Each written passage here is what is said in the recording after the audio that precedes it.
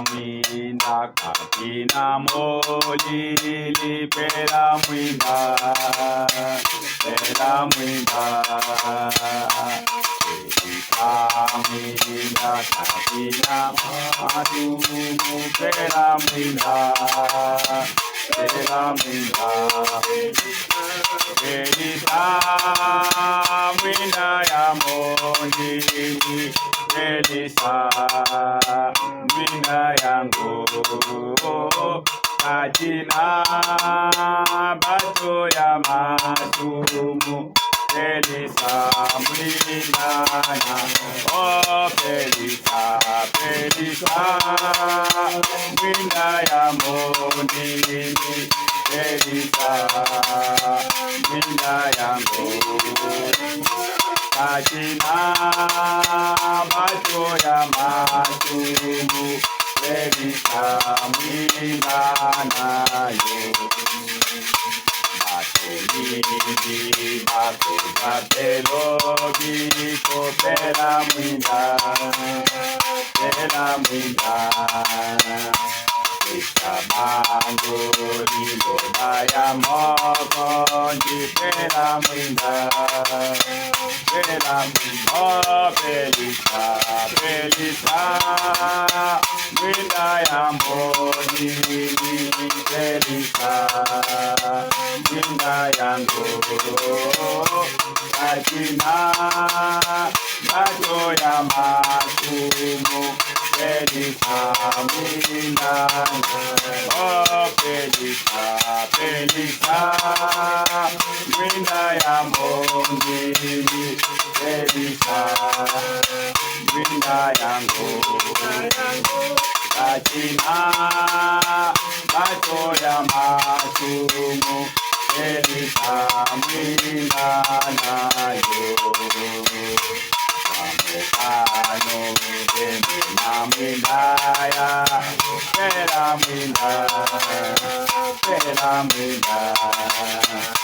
la katika wa ebongo nadi pera mwinda oh Pelisa mwinda ya mondini Pelisa mwinda yangu katina bato ya masumu Pelisa mwinda oh Pelisa mwinda ya mondini Pelisa mwinda yangu katina bato ya masumu Pelisa mwinda nayo. Amen. Tikesika pande kubwana. Tutayema otanga mukanda ya Malachi chapitre 3 verset 17. Ils seront à moi, dit l'Éternel des armées.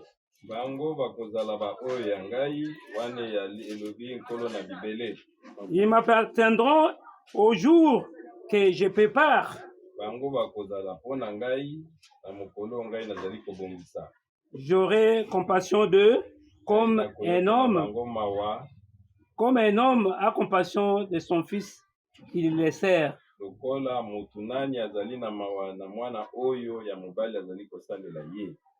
Tosambela. Éternel Dieu notre Père, nous sommes encore devant ta face pour t'écouter, toi qui nous as aimés le premier, toi qui nous as conduits en ce lieu.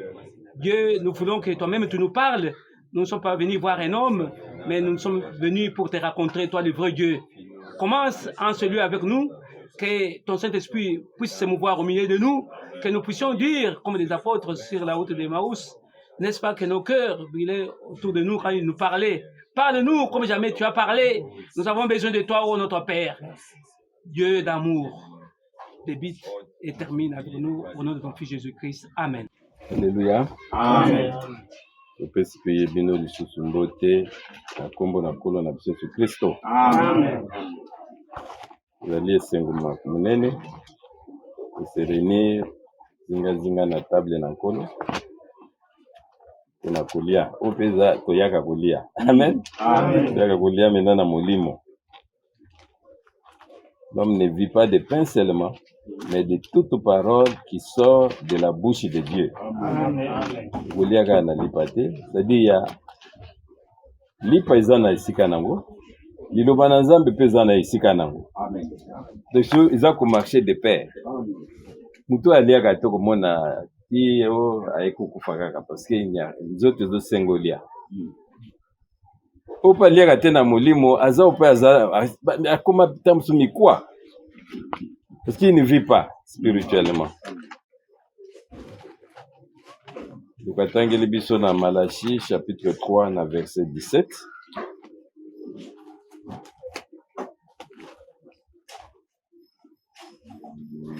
La Bible dit ils seront à moi. Bango bakozala ba oyo ngai wane lobi Yahweh na Bibele. Bakozala ba oyo babombani uniquement pona ngai na mukolo oyo nazali kobongisa. C'est-à-dire Nzambe aza na mukolo na ye moko bazali kobongisa makambo songolo. Parce que toza na âge babengi l'âge prophétique. Où le Seigneur a tindé le biso liloba la parole de la promesse. Amen. Vous monnaie tendenge biso to zali côté est vraiment différent. Ngoma msoko kende mutazaka koloba simba kata Bible. Mais la Bible c'est la parole. Amen.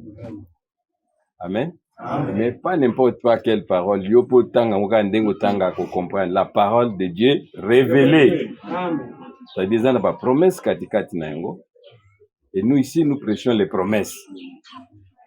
Parce que ce que moni mutazali na chagrin kati na ye, il faut konda eza kolia yeti e koya même ko bomayo. Mais mutazali ko zelelo ko ya isengo, au moins na nzoto na epeza malamu. Amen. Amen. Amen. Inquiétude eza ko bom. Mais espérance elikia yango ndezali ko fulisa. Amen. Alors bien ils seront à moi. C'était un abisso le l'autre sur la sirba accomplissement des prophéties bibliques. C'est-à-dire tout le monde a ndengeni masakoli ezali kokokisama. Na tangu na yango, Nzambe aza na tangu na ye. Alors bien ils seront à moi. Dit l'Éternel des armées. Yahweh na Bibele. Kabi Éternel des armées, oyo azali kobunda. Pona ba oyo na ye. Mukolango biso tokozala oyo ya ye, nous lui appartenons. Amen. Une propriété privée ya Nzambe. Au jour que j'ai préparé. Mukolo oyo ngai na bongisi. Bibite na Golgotha, Nzambe asala biso musala oyo ezalaki musala munene. Tozaki déjà racheté. Babengi biso toza ba racheté. Oyo basombami à un grand prix. Amen. Makila na Yesu Christ. Soki tozi na mukanda ya Galate chapitre 3. Kwa wana il faut tokanisaka toujours epai nini touti. Galate chapitre 3. À partir du verset 13. La Bible dit, Christ nous a rachetés de la malédiction de la loi. Amen. Christ ye asombi biso na oye lakelami mabe na oye tali mubeko. Otangi na mubeko kuno komona ya 12 malédictions. Oyo ezali kolandana na nzoto. Nzela mubeko. Amen. Mais biso tosombami na oyo ezali la loi. C'est-à-dire tozali kobika so na mubeko te. Alléluia. Car il est écrit, maudit et quiconque est pendu au bois. Amen. Allah ki la mamabe oyo nani babaki kuna na ekulusu. C'est-à-dire Yesu Kristo tango babaki na ekulusu ye amimaki ba malédiction na biso nyonso. C'est vrai. Amen. Ba bi malédiction ba so bututu. Mwini mutu susu azwa musala azwa te ba problème si ba problème. Il est comme un maudit. Mais, na Golgotha, Jésus Christ a comme une malédiction. Amen. On était bisoto comme les pamboli. afin que la bénédiction d'Abraham ait pour les païens son accomplissement en Jésus-Christ. Natinete lipamboli ya Abraham. Zambé apesaki Abraham lipamboli moko songo lobi que toutes les nations seront bénies en toi. Toutes les nations. Waya ndimaki mutaliboso. Abengi Abraham les croyants. Abete lipamboli wana to moneka ngo ite la bénédiction des premiers-nés. Amen. C'est-à-dire moi no abotami mwana na liboso, Nzamba sala ke grâce azwaka toujours double portion ya héritage ya papa na ye. Puis ya kunzaka likolo ba misusu. Ya zanet ko remplacer papa na ye na ndako. Et que nous ressuscitions par la foi l'esprit qui avait été promis. Alléluia. Amen. Na manso wana nyonso tu posa na Nzambe zalete biso tozwa molimo oyo ya promettre biso. Il y a une promesse. Oyo ezali katikati na esika oyo. Dieu nous a promis ici quoi? Un bonheur. Elikia moko. Mais d'abord abandai kosomba biso soko moni na Apocalypse chapitre 5 na verset 9. Et pas totanga ka toujours kuna, to toujours kotanga yango, po to yeba ke moko nda salaki musala. Ezali na makasi na mutute. Na Apocalypse chapitre 5 na verset 9. La Bible dit, il chantait un cantique nouveau en disant, tu es digne de prendre les livres et d'en ouvrir les sceaux, car tu as été immolé et tu as racheté pour Dieu par ton sang les hommes de toute tribu, de toute langue, de tout peuple et de toute nation. Alléluia. Amen. Aba sunabzu na tina na Yesu Christ. Mwana na mpate. Babete yinda somba kina makila na ye. Il s'est sacrifié kuna na Golgotha. Pona mabota nyonso. Minoko nyonso. Ba tribu nyonso. Ya monete biso apeto bote en lingala facile. Ponete lobby boba yokaka français te bazata moi message. Amen. Alléluia. Amen. C'est ça. C'est-à-dire message il faut qu'il ne tine minoko nyonso ba yoka. Izaka to balobaka français, balobaka anglais, ba non. Yo pesoko ebi munoko songo le pa yokozala tatola. Amen. Ete Yesu Kristo nde asombaki ba oyo ya ye nyonso. Et puis yenda zalaki digne ya kozwa buko lelo yango babengi yango le livre de la rédemption ya kufungola pe kolakisa biso bilembo ezali katikati na Bible. C'est un Bible scellé, un livre scellé de 7 sceaux. C'est-à-dire Bible otozali na yango ebomami, ça va bien scellé. Badanga sambo 7. Pona yoko koyeba makambo. Mais pona koyeba ngo il faut une révélation. Amen. Amen. Dans 1 Corinthiens, chapitre 1er, verset 30. Or, c'est par lui que vous êtes en Jésus-Christ. Ndezali kati na ye, bino bozali kati na Yesu Christo, lequel de Dieu a été fait pour vous sagesse, justice et sanctification et rédemption. Alléluia. Amen. C'est-à-dire, nanzela na Yesu Christo, babete yende asala kete boku kakozala une justice. Bokomi ba bazali sembo. Ba oye ba bulisami. Vous êtes devenu une sanctification. Katikati na Yesu Christo. En lui. C'est-à-dire, yo salaki ata effort mon côté. Kolo ya racheté yo. Asikoli yo. Akomisi yo boule na misu na ye. Oyebi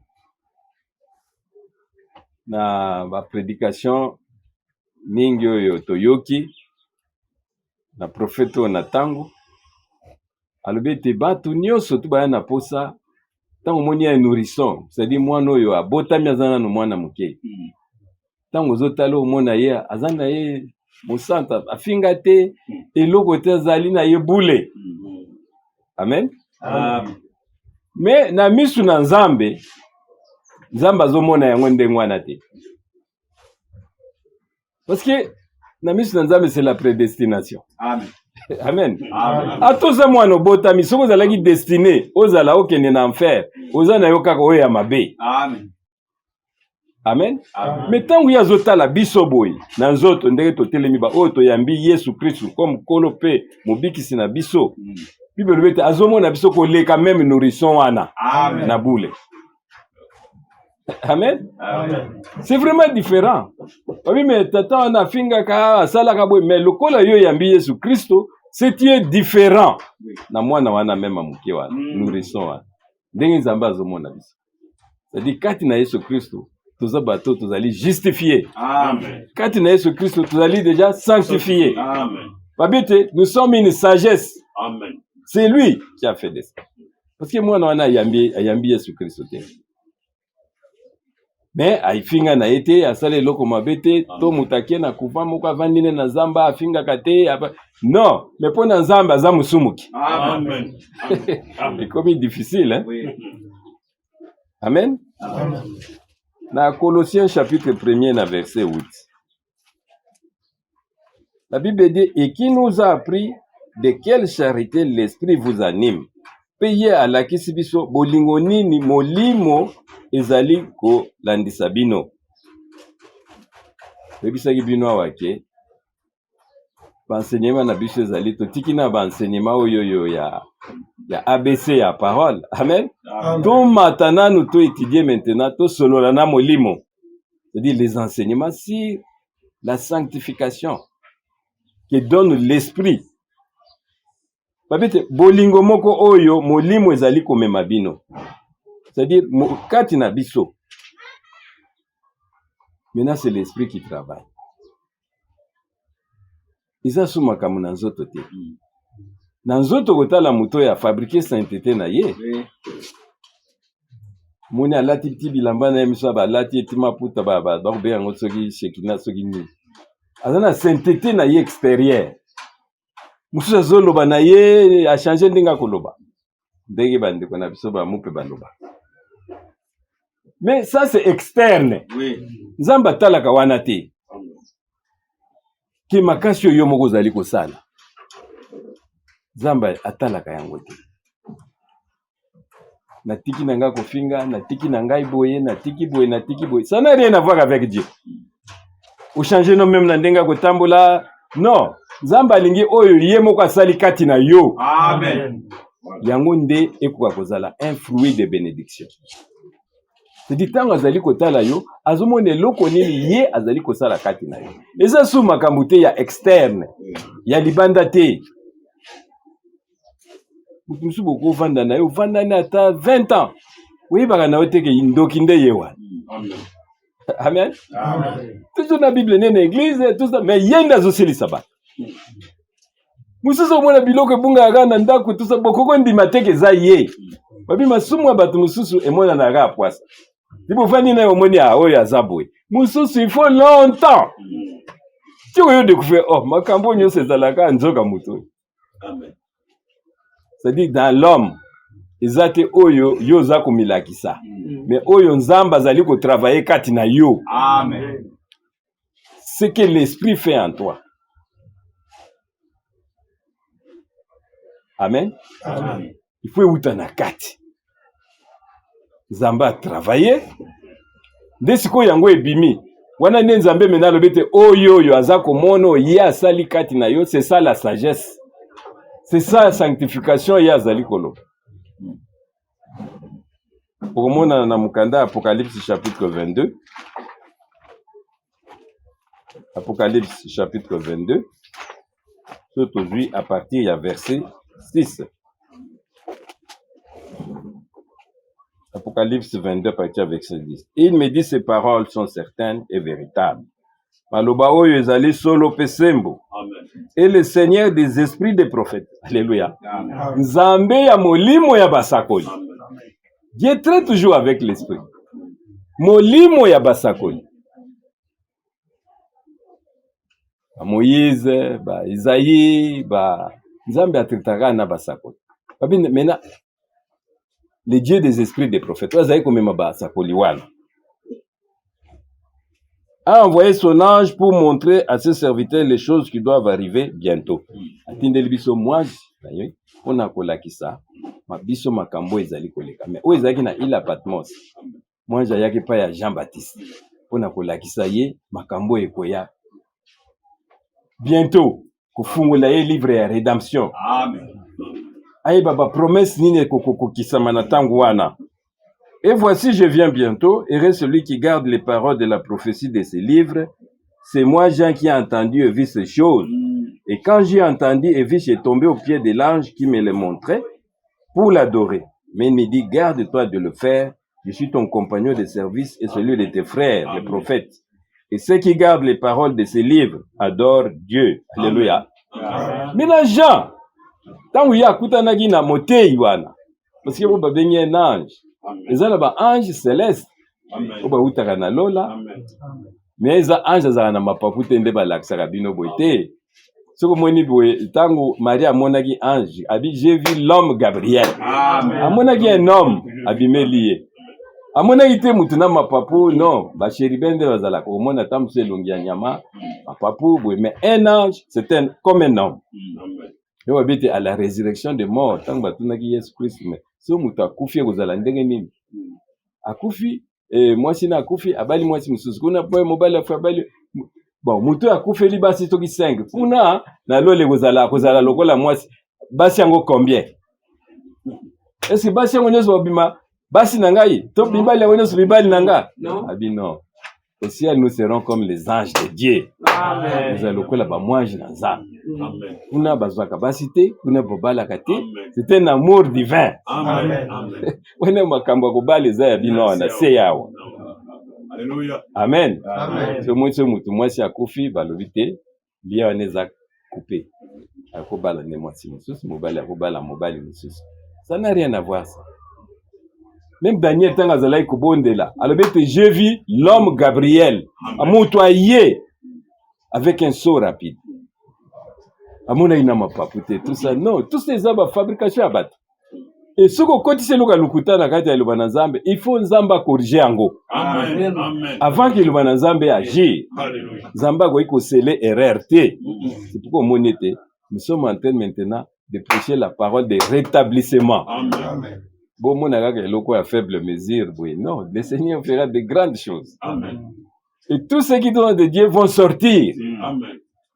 Okubenda mutu na makasi te akoya yemoko o nzamba yebaki ils viendront. Kuna na Golgotha tant ba élever Yesu Christ. Bible dit à ce moment-là zalai ko benda ba oyaye. Et ceux qui comme on a comment on a livre de vie de l'agneau tant ba ko tanga yango tu viendras ici. Amen.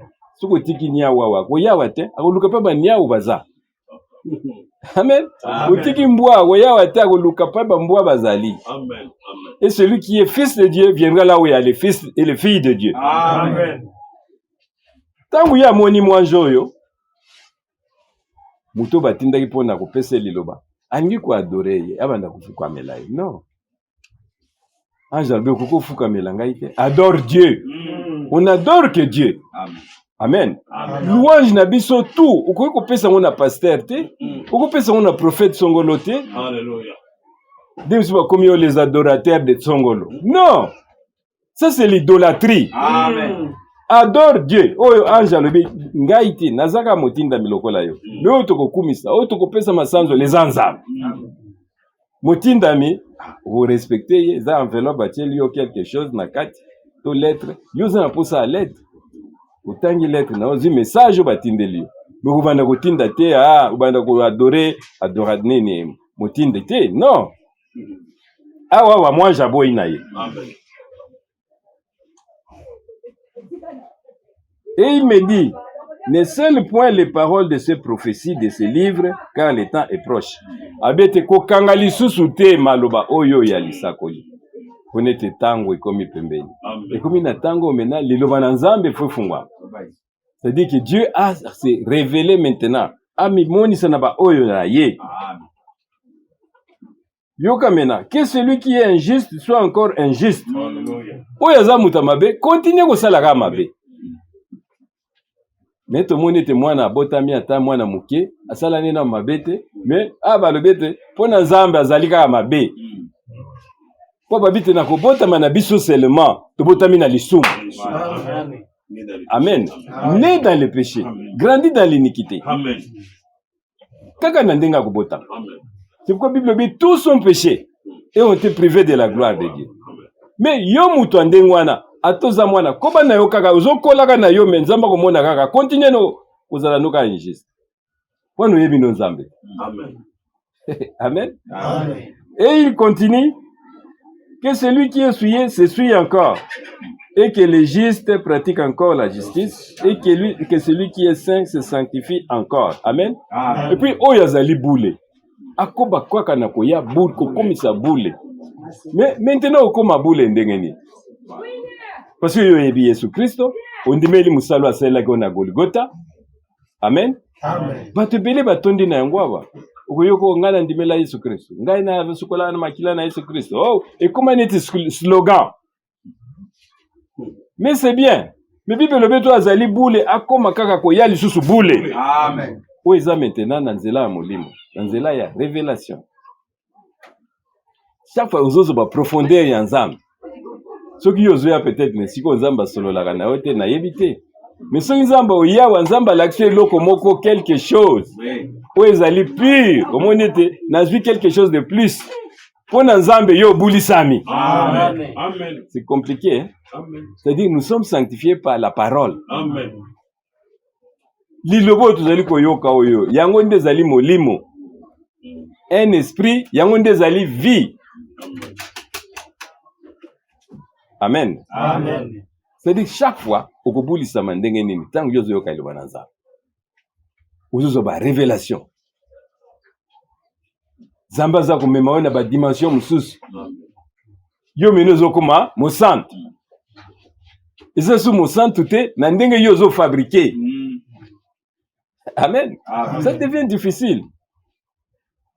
Ah bon, na vu décision sous ngai na kobanda su ko bunda te na tiki kuluna. C'est bien. Mais qu'est-ce que ça a à voir avec le Seigneur? Et tali na Nzambe te. Oza no kuluna ozala kuluna te Nzamba azotala nini ya azosala kati na yo. Amen. Oya azosala kati na yo ezouta kati na liloba na ye. Amen. Na liloba na Nzambe. La parole révélée. Singa lobeto o azali boule akoba kaka kozala boule. Puis o azali ko s'essuyer. A continuer kaka ko s'essuyer. Oui ko s'essuyer na ope okako yoka ka ba musique mutu epola na oka na ba musique mukili. Continuer na yoko yoka. Et comme même on a bénéfice moko te. Amen. Mususu ba livre tanga kaka. Aja si ba diplôme soki 10 000. Mais ça ne t'amènera nulle part. Amen. Mais mutako bulisa makaka na iloba na Nzambe. Amen. Amen. Amen.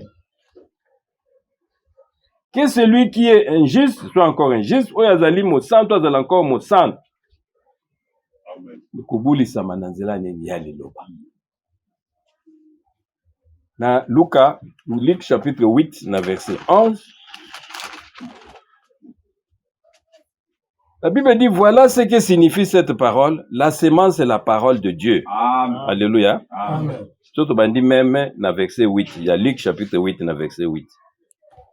La Bible, une autre partie tomba dans la bonne terre. Wabakoba momboto. Quand elle fut levée, elle donna des fruits au centuple. Après avoir ainsi parlé, Jésus dit à haute voix que celui qui a des oreilles pour entendre, entende. Wazana matoya koyoka ayoka. Alors bien à l'ICC, mais ba disciple ne ba kimaki tende to mwana ki o misusu wana. L'ICC sango soke leki makasi. Tant ba komi pembeni, mena batunie. Ses disciples lui demandent qu'est-ce que signifie cette parole. L'Isakolu et l'Obinine. Il répondit, il vous a été donné de connaître le mystère du royaume de Dieu. Abipona bino, mais pour les autres, cela leur est dit en parabole. Afin qu'en voyant, ils ne voient point, et qu'en attendant, ils ne comprennent point. Voici ce que signifie cette parole. Tala oyo liloba oye lobi. La sémence, c'est la parole de Dieu. Amen. Amen. Amen. Momboto ezali nde liloba na Nzambe. Oyo ezali ko purifier yo. Oyo ezali ko yoka. Pona Nzambe lobete yo ezali mutu na bule. Yo ezali mo santo. Sima na yo ko talela Yesu Christo, il faut que mena momboto la parole. Amen. Amen. Amen. Il faut y ba quelle parole. To mona kiango lingombe tamboli na 7 âges de l'église.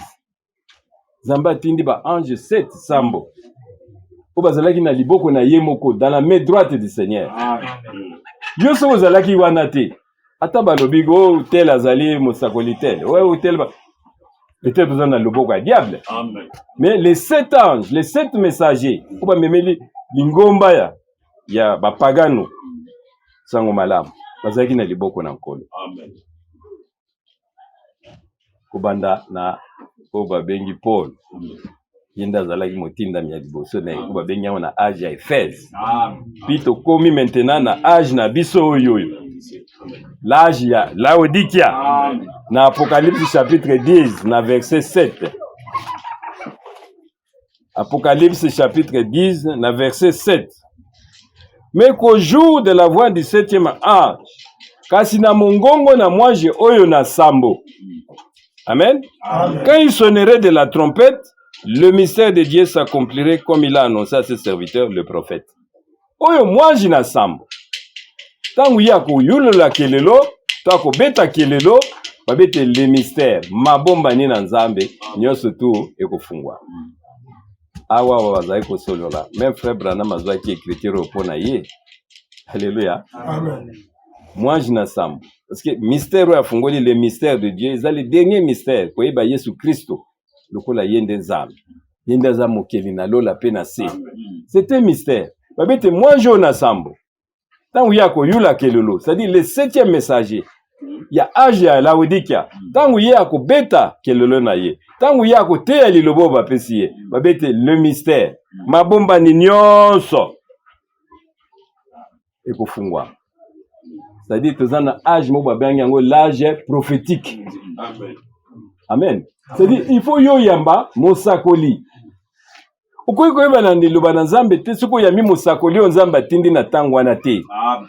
Yo monete Jean na il a Patmos, il fallait Yesu Kristo atinda mutu. Atindi mwanji na ye pona kolakisa liloba. Mais mosakoli wana yo koyi ko adorer te yo kaka ko yazali koloba na yo. Mais yo pesa lokumu na Nzambe. Amen. Amen. Babinga ngo un âge prophétique. Na mukanda ya Matthieu chapitre 10 na verset 41.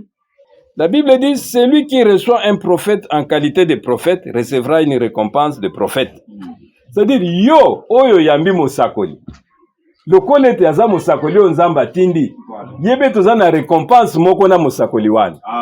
C'est-à-dire, ndenge nzamba komona mosakoli wana, ndenge pa zomona yo. Amen. Amen. Parce que yo yambi muto nzamba tindi. La loi ya nzambe zalite. Celui qui reçoit celui que j'aurais envoyé, me reçoit. Amen. Oya ko rejeter o rejeter nzamba. Mais ndenge nzamba zomona mosakoli wana soki ezaki na âge ya Éphèse ndenge nzamba zakomona Paul ba nyonso ba yambaki message ya Paul nzamba zomona bango ndenge moko na Paul. Amen. Amen. Bokesani na Paul te. Amen. Na cet âge nyonso même le prophète na tangu na suka mosakoli na tangu na suka nzamba tindi ndenge azali ndenge azomona ye. Webi batu misusu baza ko adorer mi bakombi bakubenga baza ko mibenga ba adorateur ya Branham. Non, aza mutu. Mais yo soko yambili lobo e mutu wana yaki na yango, nzamba zomona yo lokola mutu wana pe. Amen. Amen. Vous êtes différents mon côté? Po ipe la même parole yo po côté ya mwana batu misusu. Mais baba ndako adorer yo. Tout ya frère Denis tout banda ko sukole ba sapatu tout moni même na ba internet o makam. Pasteur akiti boye bazo mika sapatu. Misuba tie mukongo na bangani ataka. Ah non, c'est trop. Adore Dieu. Amen.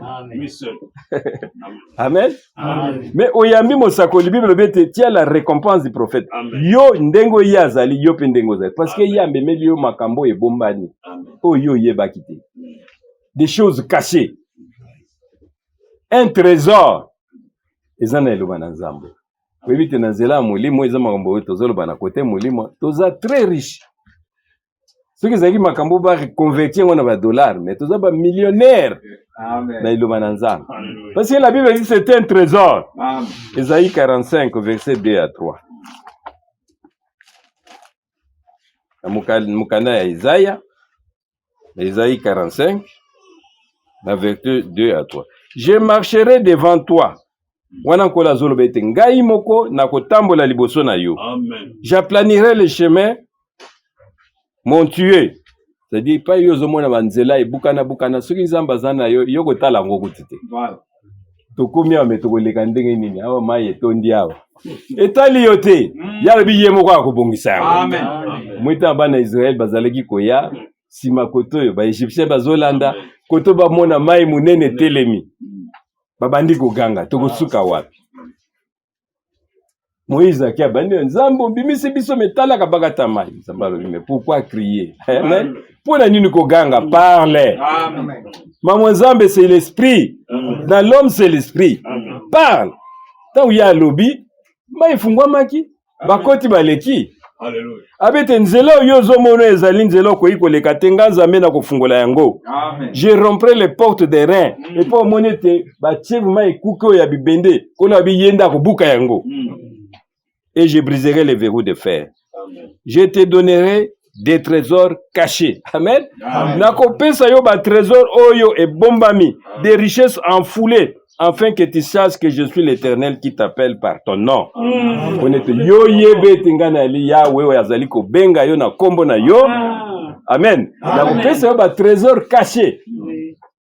C'est la parole. La parole de Dieu révélée. Amen.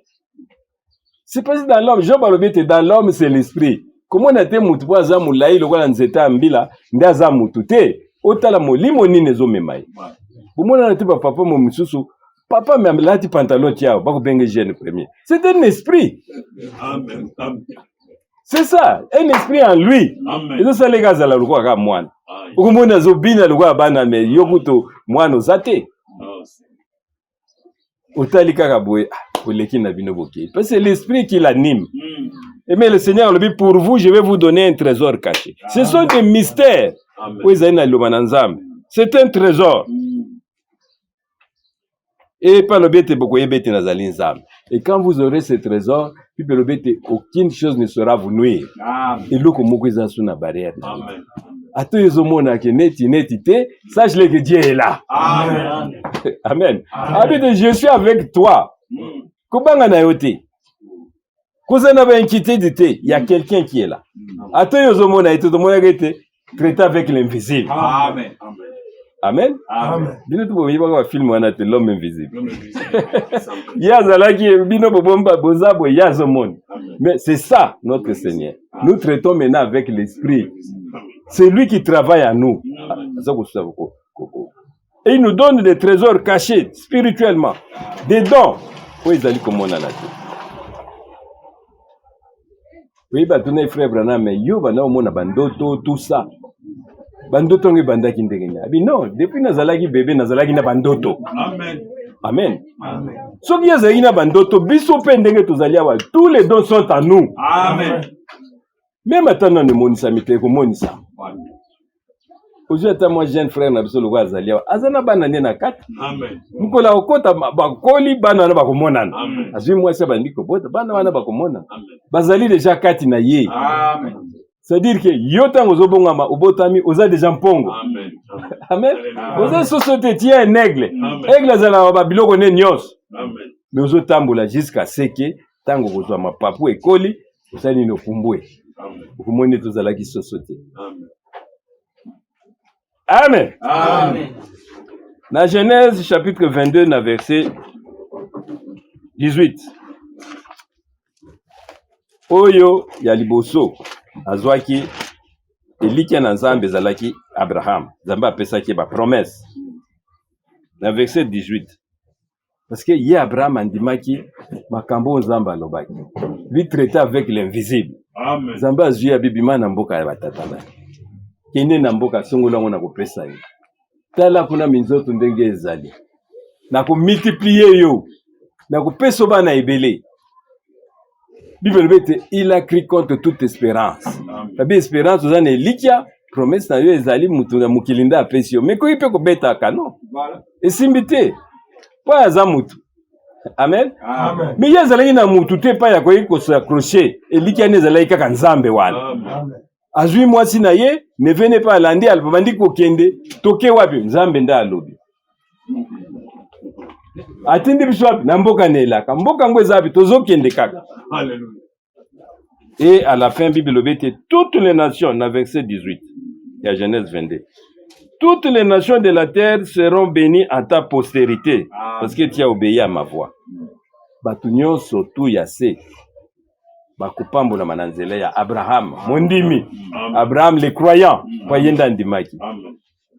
Et l'issesio ezali a rapport pour na biso to benga mpe bana na Abraham en rapport avec la parole, en rapport avec l'évangile oya koyamba Yesu Kristo na nzela ya muto nzamba tindi oyambi nzambe. Et likomi elobi ete mapamboli oyo nyonso bapesamelaki Abraham osoko tali na likolo kuna balobi ete bikuke ya moyini ekoka kotelemela yo te. Amen. Ta postérité possédera la porte de ses ennemis. Aucune chose ne sera vous nuire. Amen. Oh nyonso bakoyamba Yesu Christ. Yenda zalaki mokitano ya Abraham ya solo. Amen. Mais yamba ye na nzela ya muto oyo nzamba tindi na tangu wana. C'est ça la condition. Kosala na yo yo lingi te obimi na yo bandiko oyebi na yo ba verset a Bible ndengo lingi non. Mais soko zali pa muto nzamba tindi te. Ozo sala na nzambe te. Et bien il faut rwana nyonso zali 20. Amen. Bible be nyonso zali ko bimakati na yo zali kaka ya mabe. Ozano différente na mwana ya bota misika. Bako mone kitoko, bako mona ya afinga te tout ça mais pona nzambe destin na inde za ko kipe. Soka botami ekazaki destiné akene na enfer. Ko bimakaka bimi wana aleli tango akufi directement aza destiné akene pa yaki. Parce que tout est prédestiné. Amen. Amen. Donc makambo na nzambe za makambo te okene nango ndenge yo olingi. Parce que kozala desi. O quand tozobimisa malamu nzoko zo suye bato. Amen. Kola lobe ezali o ezokota te na kati. Amen. Amen. Mo ezobima nde yango nza ko bebisa bato. Ezali ko suye. O pezo bima yango nde za ko bulisa. Mais il faut bima kati na yo liloba na nzambe. Il faut iba liloba wana ozu yango wapi. Amen. Soko za liloba na nzambe te ça ne sert à rien. Vous voyez que ça ce n'est pas la parole de Dieu. Ça ne sert à rien. Amen. Aujourd'hui de Bible lui moi ça te yakate. Bon, ça sert à quoi? Yo, moni atazo azo ganga ninde azo ko ganga. Bima no kende parce que ça nango iloba na nzambe te. Amen. Tu perds ton temps. Parce que ça a déjà condamné. La Bible dit il doit suivre l'instruction en silence. Amen. Mibali bazali va telema baloba. Ya vanda. Aluka mobali abala ye soka yo comprendre ta tuna mobali wana na ndako. Amen. Pas vu Bible comme ça, maman pasteur, maman. Non! Yo pour vendre aux yoka. Tu écoutes un démon. Pour Nzambe. Ça ne sert à rien. Sortez du milieu d'elle, mon peuple. Amen. Amen. Amen. Il faut la dire que ce que j'apporte, c'est la parole prophétique. Et ça, il va Nzamba tindi mombo mosal naye. Et moi, j'ai écouté, j'ai aussi apporté. Amen. C'est un trésor caché. Koleka wolo, koleka ba dollar, tout ce que yebi makambo. Dans Isaïe 44, verset 1 à 3. Nto yeba ndenge ni Nzamba za kokokisa bila ya kanaye. Isaïe 44, verset 1 à 3. Écoute maintenant Jacob. Yoka sasa yebi oh Jacob, mon serviteur, mon mosali nanga. Oh Israël que j'ai choisi. Amen. Oh Israël, oh Yongai Naponi, j'ai choisi. Ainsi parle l'Éternel qui t'a fait. Wanezali koloba, oh yo mo konzi, oh yo asali yo. D'abord, à Bible, écoute oh Jacob, yo yoka. Mon serviteur, mon salinanga, oh Israël que j'ai choisi. Ah maintenant to koti maintenant na obabengi élection nanza. Les choix.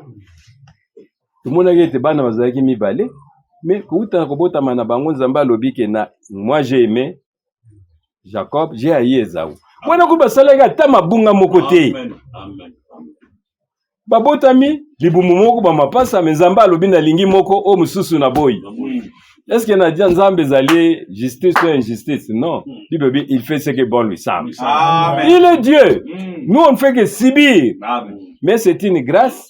Suka fungoli biso trésor na. Amen. Amen. Tukuka koyoka makambo nini molimo ezali koloba na lingomba. Père continue ainsi par l'Éternel qui t'a fait et qui t'a formé dès ta naissance. C'est lui qui est ton soutien. Monete tango yo zali na libumu mama na yo. Nzamba yebaki yo déjà. Amen. Différence est entre prédestination. Prédestination, c'est dès avant la fondation du monde. Liboso mukile salam. Mais tant que vous avez le maman, c'est une consécration. Zambe nda zolba oya ko bimo ya zali anga. Oya zo bimo yonga na boyiye. Amen. Tant que vous avez ko botama, à ce moment là tu es consacré. Alors bete ba oyo yanga. Ndenge to mona okuna na mukanda na Malachi. Ils seront à moi. Mais au jour où j'ai préparé, c'est-à-dire nzambazana tangu na emoko tokomonete réellement musalo tozali ko sala ezali apambate. Amen. Kubenga mabana ya nzambo tobenga mezali apambate. La Bible dit quand nous serons manifestés, nous serons semblables à lui. Amen. Donc tokomoni sama. Tukuza ndenge yazali tel qu'il est. Amen. Soza na suki ebele, biso toza na suki ebele. Amen. Soza za mukuse, toza la biso tu mukuse. Parce que lui il est notre frère. Amen. Monagi il est le commencement de la création de Dieu. Et bandeli ya ikela munanza. Amen. Amen. Ainsi par l'Éternel qui t'a fait, qui t'a formé dès ta naissance, celui qui est ton soutien. C'est-à-dire zoko soutenir yo, wana yo ka kobotami. Suka poni oyo ya ye. Oyo yanga. Soutien no ekomi wana. Ato monike ya mwana ngo azobela kaka na bota mais soka za oya nzambe, c'est un soutien. Amen. Maladi wane kuleka. Amen. Za bana msuba bota maganda ko salo boyi. Lelo maladi, metanga kokola makambo ne sali soutien. Amen. Abete, je suis ton soutien. Wana ozalika ko bota. Amen. Ne crains rien, mon serviteur Jacob. Awa zolo banatina na Jacob, kobanga te. Mumbu mosali nanga Jacob parce que Jacob alingaki ye de kobota manayi. Amen. Ayebisi mama na ya lobete na lingi mwana oyo. Akozala oya sima mengande na poniye. Mo mususu aza ya liboso oya oya za na sima akodomine ye. De moni droit de naissance yake pa ya Jacob. Et il continue, mon Israël que j'ai choisi, car je répandrai des eaux sur le sol altéré. Amen. Abete maintenant na koboa kamai. Je répandrai. C'est une promesse. Pour répandre. Et ça, c'est moi, maï, mouké, boaka, boité. Et ça, le cas, bah, sopeli, bino, vuma, fi, mobimba. Zoto, mobimbe, poli. Kola, bete, je vais répandre. Baboaka, kamaï, même mboula, tangue, koyaka, fungwa, mi, mboula. Mais ceux qui m'ont boté, zate, nase. Et là, mouké, kobota, mazali. Amen. C'est pourquoi il faut d'abord la parole. La parole, tout le monde, c'est une sémence. Et zali, mon boto. Ezakati na yo zamba sali promesse alobete na kokwe isambula na mukili oyo ekozala maintenant mbula vraiment ya munene une bénédiction omoni mukola Pentecôte ezalaki une bénédiction. Amen. Amen. Lo le fungwa maki mukolo wana molimo ekitaki betolo bake lo le fungwa fungwa maki mukolo Yesu Kristo tanga alingo kufa moni rideau wane katani miteni mibale. C'est à ce moment-là le ciel était ouvert. Kozukalsu te mukolo mususo lo le fungwama. Non. Même ndenge toyemba ka makamususo qui n'est pas conforme.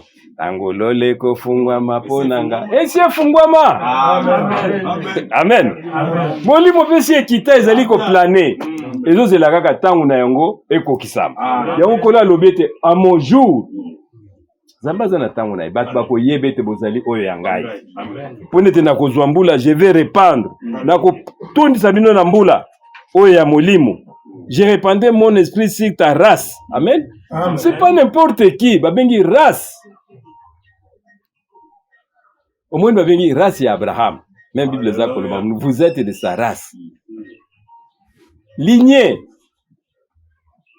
Webi bat mibali nde bapesa ka lignée na ba papa. Basi bon, soka sa bali na ye, maintenant mobali abali nda za ko pesa ye lignée na ye.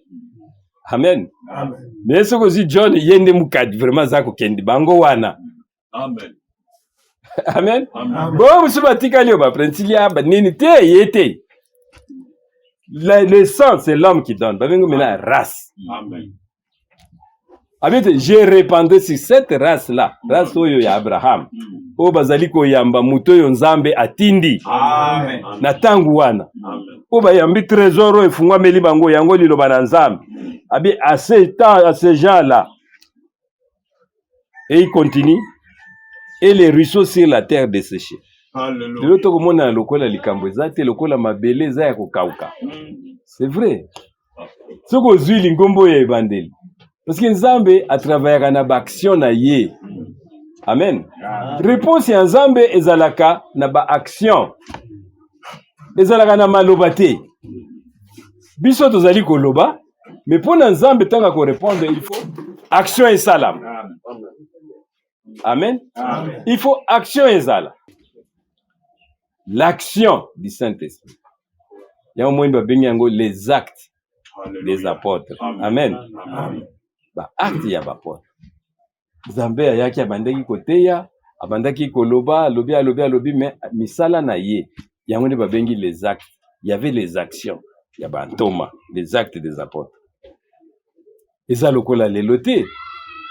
Lelo vraiment soki to ali bangomba nyonso tout, ce n'est pas ça.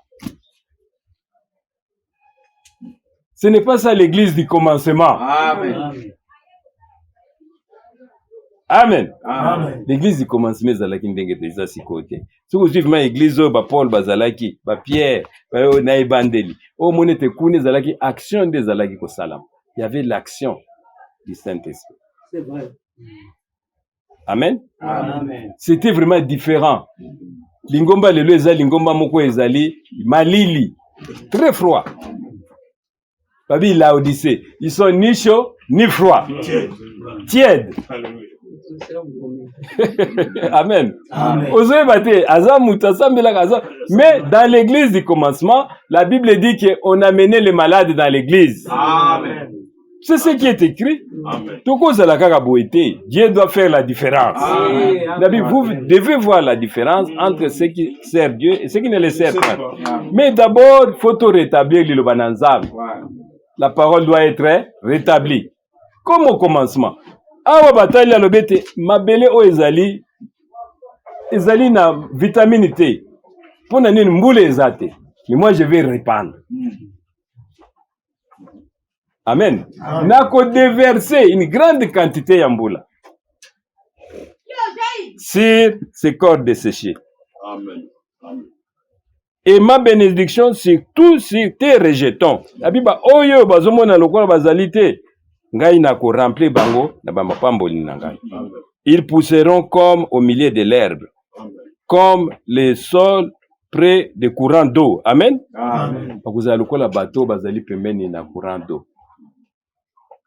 La Psaume 1 balobi yango te. Heureux l'homme qui ne marche pas selon les conseils des médias. Il est comme un arbre planté près d'un courant d'eau. Soko zui nzeta mbila moko tie pembeni na mai. Omone teza ko benda. Amen. Amen. Amen. Ezo zwa makasi nango na mai. Po ye misisango ekendaka ti na mer eza ko benda. Omona ko mbule zala te yazo pesaka bambuma. Amen. Alors c'est en ce moment-là quand je répandrai mon esprit sur eux. C'est un jour où Nzamba zali ko préparer. Ce n'est plus pour longtemps. Ne pas que là depuis bazako de la Yesu Christ wazonga. Yesu Christ aye bat bazako kanisa okoma roi, okoma roi ayena no akufela bat. Parce que zalaka comment magete il faut na no akufa. Amen. Oh nyoso bakomaki pona ye il faut ekokisama. Amen. Bat bazalaki déçu. Et ye amatina lola bat bazali kozela oto kozela retour à Yesu Christ. Mais Yesu akoya te soki molimo ekitite. Amen. Amen. Parce qu'il faut bénédiction wana ya premier né ezonga. Alléluia. Amen. Batu ba mona encore l'église du commencement. Tant ba komona yango, yes que nous sommes à la fin. Amen. Au commencement, il a envoyé un prophète, c'était Jean-Baptiste, Molimo Fungwamaki, mais à la fin, il a dit je vais rétablir. Amen. La même église, mais vous avez une double portion. Amen. Makaminene ko sala manase oyo. Et la Bible dit celui-ci dira je suis à l'Éternel. Celui-là se réclamera du nom de Jacob. Amen. C'est aussi écrira de sa main à l'Éternel. Et prononceront avec amour le nom d'Israël. Amen. Amen. Maintenant, le nom de Dieu est kozala esengo ya kotanga. Amen. Eza neti lelo. Le moni c'est msuto sana ikuna ona bala Yesu. Akina lala nera n'église. So uti msala juna lifunda na kene église. Wa bala Yesu. Botika. Babete mukolo wana kombo na kole kozala na esengo. Amen. Yosu mona batolo na ozupesa plaisir mais bako yoke lokutu mawo. Kutu sukoli no biente okifuna ukuvanda ndenge nini tusa na bala Yesu. Mais, comme vous voyez ce que vous avez na sonité. Amen. Amen. Amen. En ce jour-là, avec amour. Amen. Amen. Amen. Amen. Il doit agir. C'est vrai. Gloire à Dieu. Tukoko tika la kaka boite. Na mukanda ya 1 roi. 1 roi 18, hein, dans verset 41. Tubandi nano. Bible dit c'est la pluie.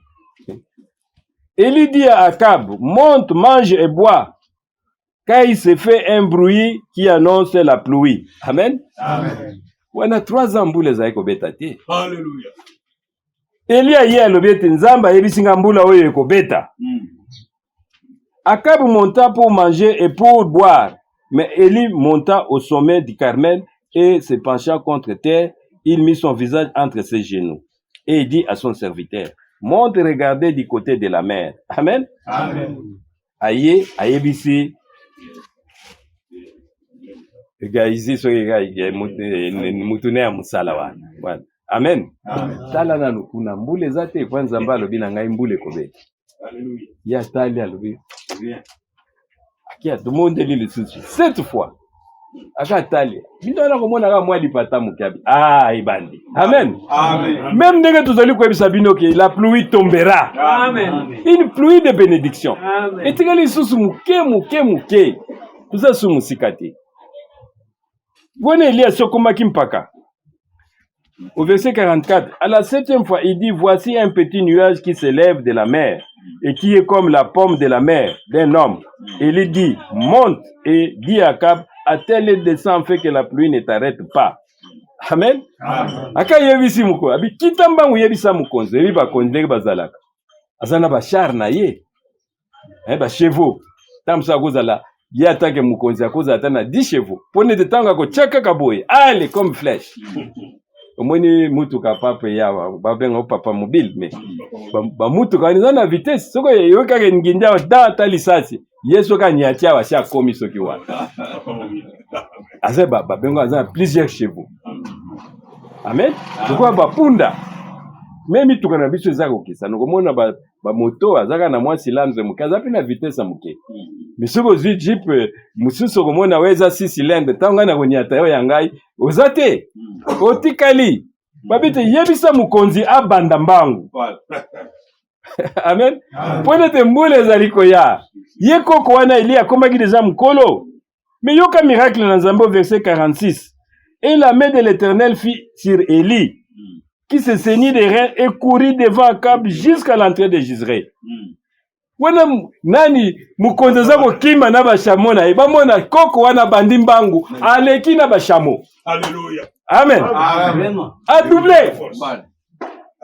Dieu a renouvelé sa force. Amen. Amen. Amen. Mukonzi bioli kamunini okoko yo vitesse ndengo. Yena ba chevaux na ezalo kwa ngana za jeep na nga V6. Yoza na makolo na mona ka to okimi ozole kangai. Mais ne faut na télé c'est un miracle. Amen. Amen. Quand la pluie tombera, il y aura des miracles. Amen. Qui vont se créer. Amen. Le premier miracle, c'était le Bamona Eli, à Zongina, âge de fleurs. Amen. Tous les anciens, à Tokoma Mukolo, Zamba pour fortifier. Afin que tu puisses voir la bénédiction du premier-né. Amen. Vous allez na komi Mukolo, tout ça, vous n'avez non. Au nom de Jésus-Christ, Bible veut te sepela. Amen. Et vous avez na lufunda non tu mutaliboma na bala yesu na kola en église. Non. Si tu prononces ce nom, c'est une bénédiction. Amen. Amen. Avec Namukolo wana que Dieu prépare, qui n'est plus pour longtemps.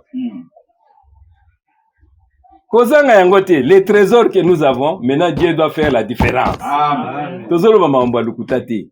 Ce ne sont pas des fables. Nous avons reçu la parole prophétique. Il y a une promesse là-dedans. Dieu doit accomplir. Il faut qu'il s'habille la canaille. La Galates chapitre 1er, verset 15. La Bible dit, mais lorsqu'il prie à celui qui m'avait mis à part dès le sein de ma mère et qui m'a appelé par sa grâce de révéler à moi son fils, afin que je l'annonçasse parmi les païens, aussitôt je ne consultais ni la chair ni le sang. Amen. Amen. Abakoloba na tina oyo ya Paul. Tomona kanga zaki enseigné par Gamaliel. Amen. Oyo docteur munene na tangu wana, un pharisien ayebaki makomi. Mais abete tangu nakutanaki na la parole prophétique. Zamba monisi amefungwa meli ngai na yebi makambo oyo na consultaki susu nzoto te. Na ina tuna mama na ngai yo lobi nini? Nazwa libati na kombo na Yesu, na tuna mwana. Non, je n'ai consulté ni la chair ni le sang. J'ai regardé en Jésus-Christ. Amen. Amen. Tout ça na moment oyo tozali suko tale la mutute. Le sali est individuel. Tout bandaka ebele. Mais misu batikali. Bako inanzela. Tout monde a même beaucoup d'anciens. Bako kufi na banzela. Bako kota te parce que Zama monika na mongo agréable. Mais ba jeune bayaki. Ba ondi bakota ki na Jésus. Amen. Amen. Abete ezali sous makambo ko consulter makila te. Non. Qu'on consulte nzoto te, na kende ko tuna tata na toi non, quand j'ai trouvé la révélation, je m'accroche. Amen. Babeza mama mingi pona bano bakoli moni ba famille ba pasteur balandaka mwana papa na sambelaka yepe. Azolanda kaka ba image kaka ya ndengwana. Mais il n'y a pas de foi en lui. Mais oyo nzambe doit sortir. Amen. C'est le temps, c'est un appel à sortir. Amen. O monete tozali kote ya mezo kentina mipepe. Amen. Monete bazali koyoka na bayoka ka français te bayoka ngwana lingala facile. Amen. Amen. Amen. Biso tobota na Kinshasa lingala na biso za to neti ya makanza hakuna baka te. Toko solola na français na lingala na biso toko yoka. Amen. Ndenge to solola na ba Kinshasa yango. Amen. Amen. Ndako ba to daka za o daka ngoni te na yebe. Amen. Amen. Abi, je n'ai consulté ni la chair ni le sang. Nakei pour être semblable à lui. Amen. 1 Jean chapitre 3, la verset 2. 1 Jean chapitre 3. La Bible dit, bien-aimé, la verset 2. 1 Jean chapitre 3, la verset 2. Bien-aimé, nous sommes maintenant enfants de Dieu. Balinga mitoali sa saipi bana na nzambe. Et ce que nous serons n'a pas encore été manifesté. Oyo tozali nanu emoni samite. Mais déjà katina biso. Amen. Amen. Amen. Mais nous savons que lorsque cela sera manifesté, nous serons semblables à lui. Tukuzali ndenge ya zali. Tukuvivre ndenge ya vivaki. Car nous le verrons tel qu'il est. Po tukomona ndenge ya zali. Amen. Amen. Umuna ba misusu bazao o azana mulimu ya Michael Jackson. Tumuna kabango umuna ka neti Michael. Ako yemba neti Michael Jackson, ako bina neti Michael Jackson. C'est cet esprit qui est en lui. Ba misusu oyo ya ba naibiti babenga ngoni batika ba suki na bango ba rasta. Ba Bob Marley ape bazali. Ako yemba ka neti Bob Marley. Misusu pe azana mulimu afali. Oko moneka ndengwa. Misusu ko mona otambula kiloto nyoso. Festo atiki sous-vêtement na soki neti nini. C'est un esprit. Eza katikati na ye. Amen. Amen. Aza ko sala lokola mutu wana sala. Et nous aussi, si nous avons l'esprit de Christ, nous serons comme Christ. Amen. Et nous ferons les œuvres de Christ. Amen. Et ça, c'est la théorie. Mais il faut l'Iloboyo et comme une réalité avant le retour de Christ. Lingomba, il faut zonga ndenge zalaki. Kula yaki ayebisi bampate na ya lobi ete na ye pona boku kakozwa ba bénédiction en abondance. Jean chapitre 10 na verset 10. Tukoyi kotanga yango. Le voleur ne vient que pour dérober. Moïbe yakaka pona koiba, égorger et détruire. Kubuka pe koboma. Moi je suis venu afin que les brebis aient la vie. Wa Yesu azali koloba. Amen. Ngai na ye na tinete bampate na ngai bazwa bomoi. Amen. Et qu'elle soit dans l'abondance. Amen. Pour moyo nzamba kopesa, il faut ezala ya kofuluka. L'église de commencement avec les pauvres azala kite na église wana. Bazo ki ndikoteka ku bandako na ba omema mbongo na église. Amen. Amen. Amen. Aucun indigent était dans l'église. La bototanga ka Bible. Oui. Mutu azala ki na quelque chose. Mutu tozaki na moyen. Et le Seigneur a dit, il va remettre ça. Ceux qui ont tout raté na mukile, ici tu seras béni. Au-delà de toutes sortes de bénédictions. Amen. Amen. Dans Jean chapitre 7, dans verset 38. La Bible dit, celui qui croit en moi, des fleuves d'eau vive couleront de son sein, comme dit les chrétiens. Oyo nyonso zali kondimelanga. Des fleuves. C'est-à-dire, mai ebele ya minene. Ego ye ipaina, ego kwela ye. Lokola likomi elobi. Likomi eko sakate. Amen. Amen. C'est lui qui croit en lui. Les fleuves d'eau vive. Abazo sur likola molimo. Amen. Amen. La grande bénédiction, le baptême du Saint-Esprit, le scellement du Saint-Esprit. La Bible dit, après avoir entendu la parole de la vérité, Bondimi Ango, vous devrez être scellés par le Saint-Esprit. Amen. Le Saint-Esprit doit sceller les gens. Papa, comment œuvre moko achevé. Au moins que ceux qui va charger, même avion, même train, si vous tiango charger, on va tiaka mena caché.